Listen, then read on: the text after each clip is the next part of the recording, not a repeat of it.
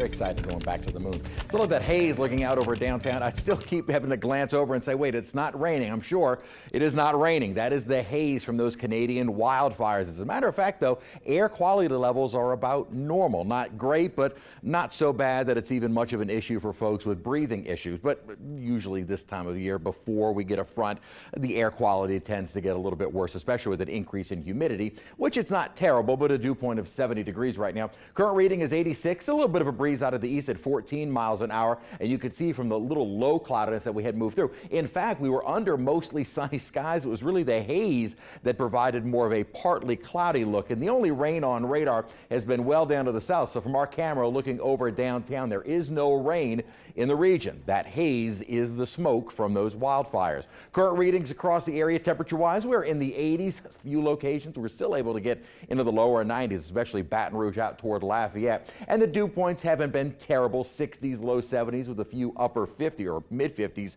in Macomb. Today's high, though, we did hit 90 degrees, but records, it could be much worse. Our record on this date, 97, although our normal is 84, and we'll see our high temperatures dropping below normal for several days going into the weekend, and that is because of this upper troughing. This pattern has really not moved a whole lot in the last couple of days. What we're waiting for is kind of a secondary surge that will start the trough moving to the east and bringing in even colder air. Now, as I've been mentioning, we are not talking about the core of the cold. It is still early October, but just to show you that this is a fairly potent air mass that is moving south, and with some pretty chilly temperatures moving out of Alaska and northern Canada more into central Canada, this air mass will have enough of a push to really bring in some cooler temperatures very far south, including the Gulf Coast. Core of the cold stays up to our north and begins lifting as we continue through next week. And so later in the week next week, our temperatures will be able to moderate a bit. But by this weekend, highs in the 70s, morning lows, as we mentioned, Sunday and Monday morning, probably some upper 40s on the North Shore. Sunday morning outlook, 49 degrees Bogalusa. Will be lower 50s on the North Shore, a little closer to the lake. But even some lower to mid 50s in the river parishes and away from the heart of the city, probably upper 50s to lower 60s. Another very chilly start to the day on Monday, and then by Tuesday you'll notice temperatures starting to slowly rebound, but we'll probably have several mornings where you might want to have a little sweater or jacket as we start the day.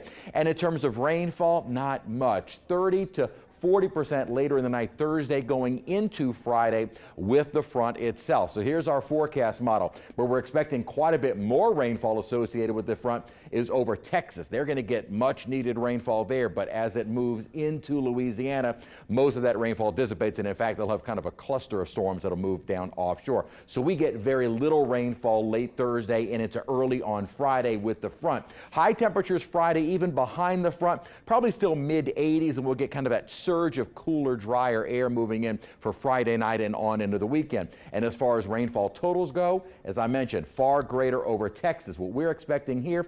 And while the models have increased a little bit, we're still looking at about 1/10 of an inch to maybe 1/4 of an inch of rainfall. So not much. We've been mentioning over the last couple of days an area that we're going to be watching down in the Bay of Campeche's southern Gulf for possible development. What's going to happen is that as this front moves offshore, it's going to stall in the southern Gulf, and along that boundary we could try and see something try and form. This is based on the GFS. Now you'll notice this is going into now mid to late next week. Nothing really organized, just kind of a surface trough and a surge of moisture that if we can tap into would be welcomed rain before. This is going into next Thursday. We will likely see another strong cold front move through for next weekend. So it does look like the next couple of weekends will be cooler, and we'll be watching for potential development. Right now, not looking very certain, but what we could see, though, is welcomed rainfall by the middle to end of next week. We'll detail that as we get a little closer. Chance for some showers later tomorrow into overnight Friday. Friday, we'll start to feel the temperatures coming down, then the fall feel arrives for this coming weekend.